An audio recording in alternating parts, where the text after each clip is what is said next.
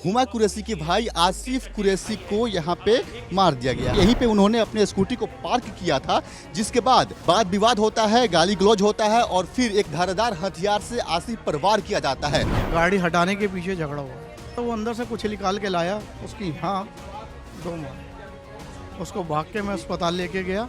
Dad तो खैर यहीं हो गया। आसिफ का कैसा नेचर था? इतना बढ़िया आदमी था, कोई किसी से मतलब नहीं। यही ग्राउंड फ्लोर पे वो लोगों फैमिली जो है वो रहती थी। आसिफ की जो पत्नी है उनके पैर में रॉड लगा हुआ है तो वो चल फिर नहीं पाती हैं। कहा यह जा रहा है कि नवंबर के महीने में भी एक बार झड़प हुआ था, दोनों के बीच में 2 लड़के थे जिन्होंने इस घटना को अंजाम दिया है। सगे भाई बताए जा रहे हैं। फिलहाल पुलिस जो है वो उन दोनों को गिरफ्तार कर लिया। आपसे पहले ये कुछ रंजिश थी। अभी मेरी जो मौजूदगी है वो दिल्ली के जंगपुरा इलाके के उसी वोगल लेन पे है, जहाँ पे हुमा कुरैशी के भाई आसिफ कुरैशी को यहाँ पे मार दिया गया है। ये वही घर है जहाँ पे आसिफ रहते थे और आप देखिए ये घर और ये जगह, ये वही जगह है जहाँ पे पार्किंग को लेकर यहाँ पे विवाद होता है और फिर जो घटना है वो सामने आता है, जो वारदात है उसको अंजाम दिया जाता है।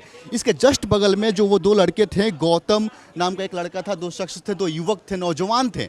उन्होंने जो वो लोग इसी घर में रहते थे और यहाँ से वो उतर के आते हैं और फिर जो है विवाद होता है। और आसिफ, चूंकि क्या है कि आसिफ की जो पत्नी है उनके पैर में रॉड लगा हुआ है तो वो चल फिर नहीं पाती हैं, तो यहाँ पे स्कूटी लगाया गया था। यहीं पे उन्होंने अपने स्कूटी को पार्क किया था, जिसके बाद वाद विवाद होता है, गाली गलौज होता है और फिर एक धारदार हथियार से आसिफ पर वार किया जाता है।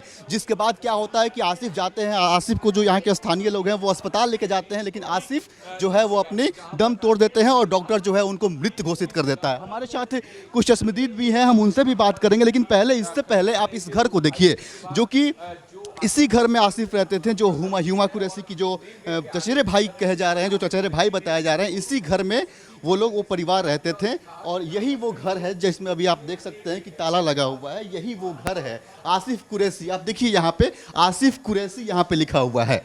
मतलब यही ग्राउंड फ्लोर पे वो लोगों फैमिली जो है वो रहती थी और फिर चूंकि यहीं से, इससे पहले भी कहा यह जा रहा है कि नवंबर के महीने में भी एक बार झड़प हुआ था, दोनों के बीच में तो कोई आपसी रंजिश या फिर पार्किंग विवाद का ही मामला था, ऐसा कुछ सामने नहीं आ रहा। लेकिन हमारे साथ जो है वो चश्मदीद हैं, जो आप सीसीटीवी कैमरे में भी देख सकते हैं, जो ये बता रहे थे और बीच बचाव भी कर रहे थे। कैसे हुआ ये पूरा विवाद?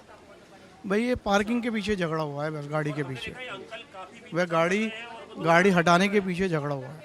आप बीच बचाव भी कर रहे थे, आपको फुटेज में भी आपका। हाँ, मैंने ना उसको धक्का दिया, लड़के को बचाया, पर वो दोनों भाई नहीं माने, दोनों आपस में चिपटते रहे। मैं एक को बचाने लगा तो उसने पता नहीं क्या मारा क्या नहीं मारा, मुझे नहीं पता चला। मैं एक को ही पकड़ सकता हूँ, 2 को तो नहीं पकड़ सकता। कोई हथियार जो आप देखे हो उनके हाथ में? वो है ना, पीछे से कोई हथियार लाया था, छोटे वाला, जिसको मैंने धक्का दिया था। फिर मैं बड़े वाले की तरफ देखने लग गया तो वो अंदर से कुछ निकाल के लाया, उसकी हाँ 2 मार। हम अस्पताल लेके गए, उसको भाग के मैं अस्पताल लेके गया। मैंने बाड़ी उठवाई। डैड तो खैर यहीं हो गए। आसिफ का कैसा नेचर था? कैसा भाई साहब इतना बढ़िया आदमी था, कोई किसी से मतलब नहीं। थोड़ी सी ड्रिंक करने के बाद में तो था, थोड़ा सा गाली गुप्तार दे देता था घर वाली को।